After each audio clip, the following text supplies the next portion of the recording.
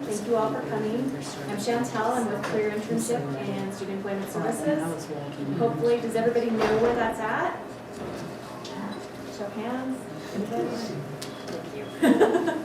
We're right over here in sub 177. Just FYI, stop by our office anytime, give us a call. All of our services are free to you, and we do have some valuable services which we'll go over here in a second. It is our mission, or this is our mission statement, it is our job to engage you in the career planning process through self-assessment and understanding of what is available in the world of work so you can set goals and market yourself. We'll help you connect with employers to embark on a successful career, whatever you choose that, or whatever you determine that to be. And that is what we are here to do. How we do that is through different services like mycatcareers.com. Hopefully you are all on mycatcareers.com. If not, I highly suggest you pick up a card, or there's an instruction sheet over there, a little more detail about how to get registered and how to search for jobs on MyCat Careers. All kinds of stuff on there, student employment if you need to work part-time while you're going to school, if you need summer jobs, if you need a job just for the weekend. We have people calling all the time that I need help moving firewood today. So if you need a temporary job or just some quick cash, get on there. There's also internships available. So as you're working towards your career path, you want to try out some jobs, maybe you need the internship credit with your program. Internships are also listed on there, and then of course full-time employment. This is available to you as an alumni after you graduate forever. So remember your login and password. The rest of your we also offer career coaching and advising, and these career coaches are wonderful. They'll help you figure out, they'll do some resume critiques with you, mock interviewing, so that you're ready for things like on-campus interviews. You'll have your resume ready when for career fair, when we have our career fairs. Like I said, alumni employment also, we have a lot of employers that are looking for experienced workers as well. So once you graduate, if you change jobs, if something happens in the economy, we've had a lot of alumni recently getting back online and calling to get their logins and passwords and learn how to use MyCat Careers. We offer fairs, workshops, presentations all the time. There's also another brochure. Forgive me for having to get up and down like this. All kinds of workshops on this brochure on the back. Obviously, we're towards the end of the semester. There's only a few left this semester, but we'll have a whole new one here in just another month or so. And then we have a library full of resources for you in our office. So please swing by. We're right over there in 177. There for you, and all of our services are free to you as well. This is our career model. The career coaches will work with you on this. Usually, generally, during your freshman year, you'll start with the self-assessment, figure out what motivates you, what are your interests, work that into the world of work. How does that fit into that world of work? What's going to be a good path for you? And then set goals. Working from that, setting some goals on where do I go from here? Try some internships, maybe study abroad, try some summer jobs, that kind of thing, and then working finally. So you usually go from your freshman, sophomore, junior, senior year, really hit the job searching hard at that point, doing some on-campus interviews, and they'll help you figure out how to negotiate an offer. My name is McLaren Latta. I work at Mercury CSC, which is a marketing communications agency here in Bozeman. I had a really roundabout, kind of random way of getting into my current career. Hello. I started out with an econ degree and a French minor at the University of Colorado. I graduated from the University of Colorado in 1993, probably before some of you might have been born. Right? Yes, okay. How many people here are freshmen? Okay, got it. All right, so I graduated from the University of Colorado. There wasn't a lot of opportunities. I had an internship working for a U.S. Senator in Washington, D.C. I did that internship and it evolved into a full-time position. I worked there for about 4 years, got tired of D.C., thought, Montana, my mom and dad have a place in Big Sky, I need a break, I'm going to go hang out in Montana. Ended up doing public relations and events for Big Sky Resort. And the work that I had done in DC was not econ related. It had been working for the senator as part of his senior management team, but basically scheduling his life from the time he woke up until the time he went to bed. every single day. So very random, nothing related to econ at all or French. Although I did get to talk to the French embassy once in a while, so that was fun. But when I was in Big Sky, I stumbled into this role of doing public relations and really liked it and really gravitated toward it and enjoyed the marketing aspect. And I ended up working for an agency out of Minneapolis, moved there and worked for them for about 5 years, moved back here, telecommuted for them for 3 years, and then ended up hired by Mercury about 4 years ago. So really not a traditional econ. The reason why I chose econ, it was one of the few things my dad and I could agree upon while I was at University of Colorado. But I really appreciate having the econ background and the econ degree because it's given me just a really good overall grasp and understanding of whatever business that I've been in, whether it's been in DC, working in the Senate, whether it's been in public relations and marketing, and now my new position at Mercury is consumer insights. And I did get an A in statistics in econ, so it's the consumer insights role is both qualitative analysis and also quantitative analysis. Again, not completely directly related to econ, but this is where I have found myself, and I've always appreciated that background. So. Anything else to add? That's wonderful. Perfect, thank you. Can I just go down? Yeah. Go ahead.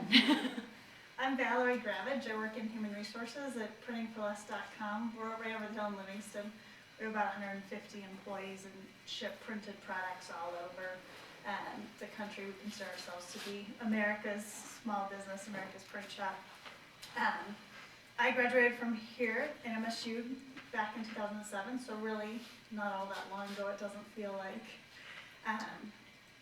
Loved my econ degree, ended up in the econ degree because I did good in the classes and really enjoyed taking them. I used to add majors. I think at one point I had 4 majors declared. And then I got to be a junior and I was like, which one can I finish and graduate on time? And that's why I ended up with an econ degree. The fun thing about an econ degree is because econ's the study of how people make decisions, you can twist that and apply it to pretty much any job. Marketing, how they're buying, human resources, how they're going to react when you put them in a difficult job. Yeah, you can figure out how to apply that to pretty much anything. I got into human resources. Recruiting is probably my specialty in human resources through an internship. Actually got that internship at Mixers through a good friend of mine. So it was networking and talking and being like, hey, that's really cool, you should get me an internship there too. It was with a really small startup HR consulting company. And then the economy happened and that company went out of business, and I actually got to pack up the furniture and was the last person on the ground. And my last paycheck bounced. So it was an experience being at that little startup, and actually went to work for one of our clients for about 2 years after that. And then just in April was able to go over to Printing for Less, which has been a really fantastic experience. I'm loving that company and the way they approach business challenges and treat their employees and grow people, and I really appreciate how they treat their customers too. So that's me. Well, I'm Abe Burnett. I'm even more recent graduate than Valerie. Yep. Okay. So I graduated in 2011, and so I've been out for a little less than 2 years. Kind of an atypical student. Took me about 10 years to get to college after I dropped out of high school. So I kind of had to work for a long time, and I think at one time I counted 50 different jobs to figure out, about kind of consistency and follow through and finishing things. So anyway, I graduated in 2011 with my econ degree with honors. And the reason I did econ was just because I love econ. And I suspect that a lot of people choose their degree for exactly that reason. They love what they're doing. And I think I just lucked out because I chose a degree that I loved that actually had market potential. So I think a lot of people part of the reason why there's a lot of graduates who can't have a hard time finding jobs is just because there's kind of a glut of people with, you know, cultural studies degrees and stuff like that. And I can say that because my sister has a cultural studies degree. So, and she has a hard time, you know, she feels not as marketable as she would like. So, but the faculty here were great, you know, and if you do the econ degree, if you're doing the econ degree, I highly recommend not doing the minimum. So one of the things I did right, just because I was kind of curious and interested and I didn't want to get out and feel like I wasted my money or my time, was I took the econometrics classes that are offered. Professor Stock teaches it fairly frequently, I think all the time, with Christina Stoddard. They're both fabulous. I wasn't as great a student as they are professors, but I did learn a few things about, you know, how to analyze data, how to use data. I also took a lot of statistics classes, so data analysis. I did 216, 217, that's what they were called anyway. Data analysis 1, the computing and visualization, something like that. Anyway, where you learn to use R. And so between using Stata and doing econometrics on the econ side, doing R and data analysis. You still have Stata? Oh yeah, it's on its like 14th release. 1990 when I started using that. Okay, go, Yeah. sorry for interrupting. But between kind of using like, you know, kind of buttressing the analytical abilities I was learning in econ, because that's what the econ program is really great at. Before I took econ, I had this impression of the world as being just out of control. People did things for random, arbitrary reasons, and you know, goodness knows, and just, you know, chaos goes in, chaos comes out. You do econ and it all makes sense, because, you know, you do a lot of these kind of word problems, scenarios, like what are the inputs, what are the outputs, like what are the trade-offs, like everything's scarce, you know, how do we respond? That was the primary benefit that I got from economics. You know, it's just one, learning a little bit of data analysis. Took a great class from Dr. Atwood. He teaches Ag 345. It's like agricultural risk and finance, I guess. I think that's what it's called. Awesome class. Highly recommend it. So anyway, long story short, on the academic side, I highly recommend kind of doing what you can to make the most of your time here, because there are plenty of people out there who haven't, and recruiters get used to seeing just another person who did the minimum. So I think why, so I'll share a little bit of the last 2 years, which have been just chaotically busy, with you, just and kind of share with you why I think kind of the preparation that I put in really paid off. Because when I graduated, it was at the tail end of the recession, spring 2011. Lots of people talking about like how they couldn't find a job, you know, no jobs out there. And so my wife and I, who I met actually in the economics program, we sat down and thought about like, well, what are we gonna do? So we came to the conclusion like, well, let's be smart about this, let's use our analytical abilities.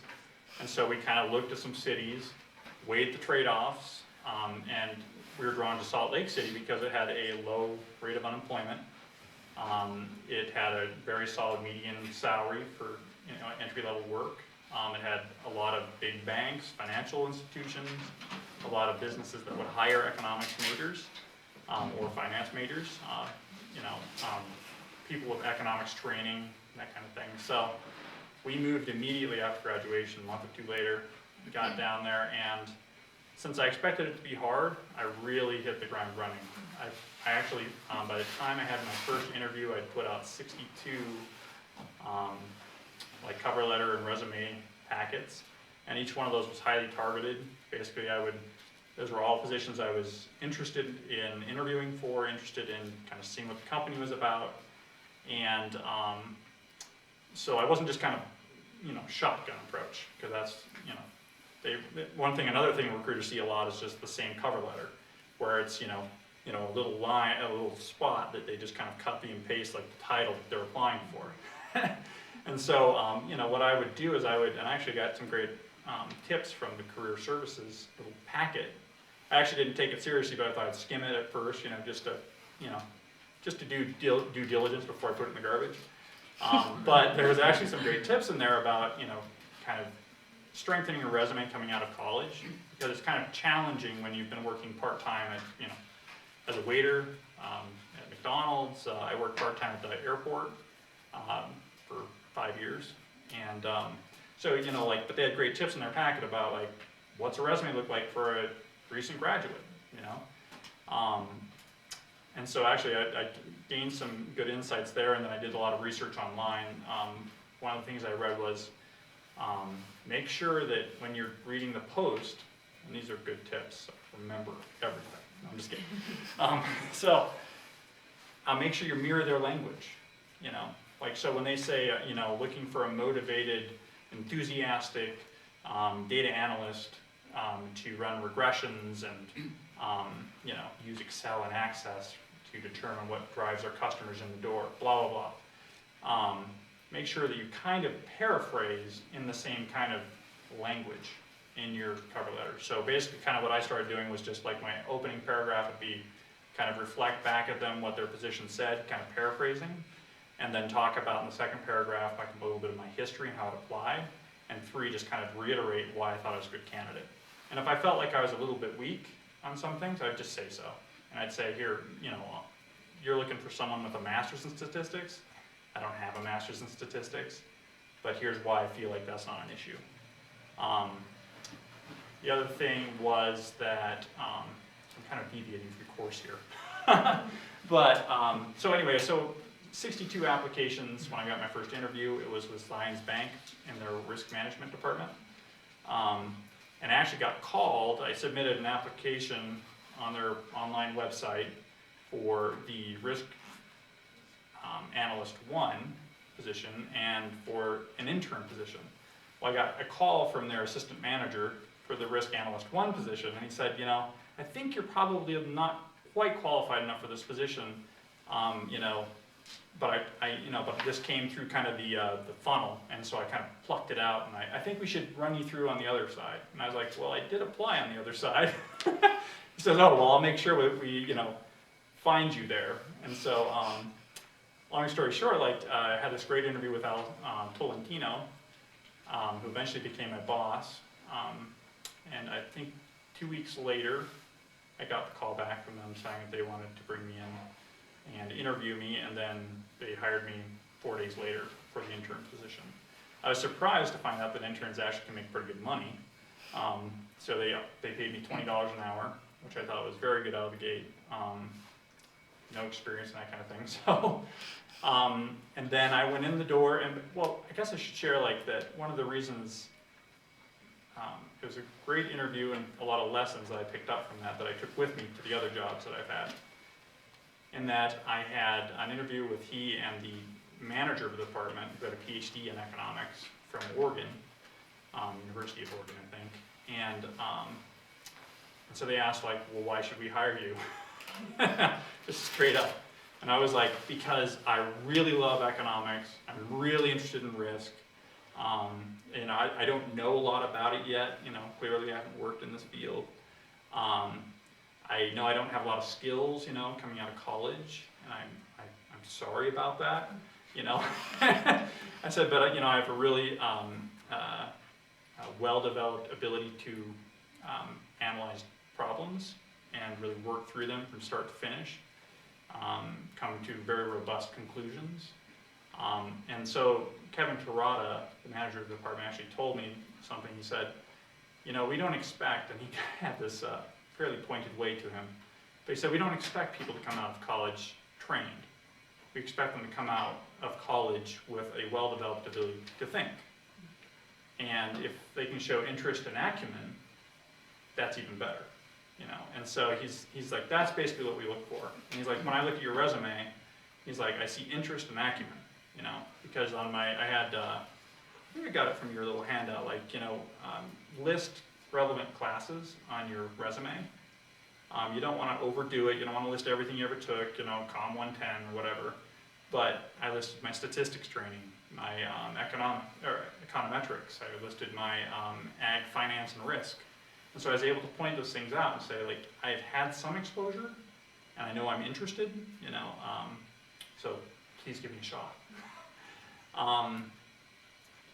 So I thought that was notable though. They don't expect you to be trained coming out of college. That's the good news. They just want you to do things in college that show that you're interested, that you're capable, that you're motivated.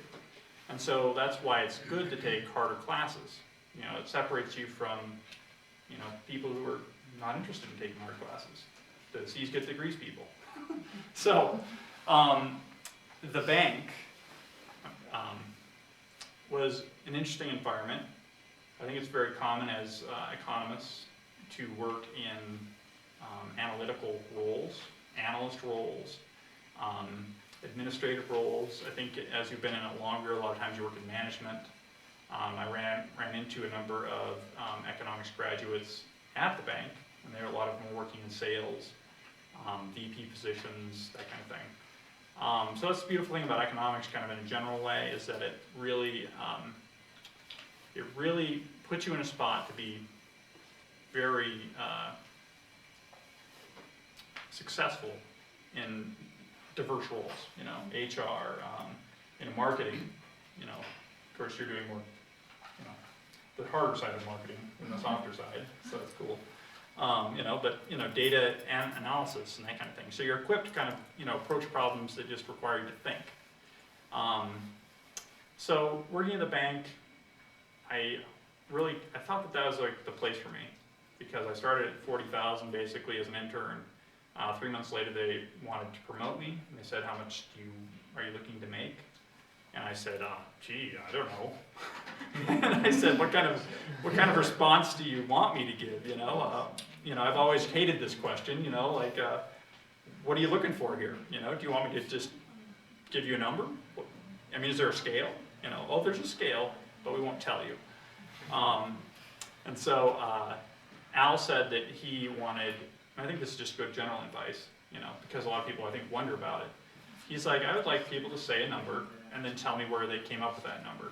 Like, oh, well, 45,000 based upon looking at the, the state of Utah puts up salary figures for different professions, so the average salary is 40,000. I think I'm a little better than that, so 45. And Kevin Terada said, I like to hear you're negotiable. So I think somewhere in there is probably a good way to go. And so Al said, well, you put 45 on your application. I said, well, that was my initial number. And I said, well, I mean, I'd love to make over 50, but I mean, more than I'm making now. And so they came back and said, in a week they told me I got the position, and they offered me 51, plus, 3 weeks of paid vacation and 2 weeks of sick days. And I mean, those bankers take every day off, known to man. I mean, they observe holidays in Istanbul,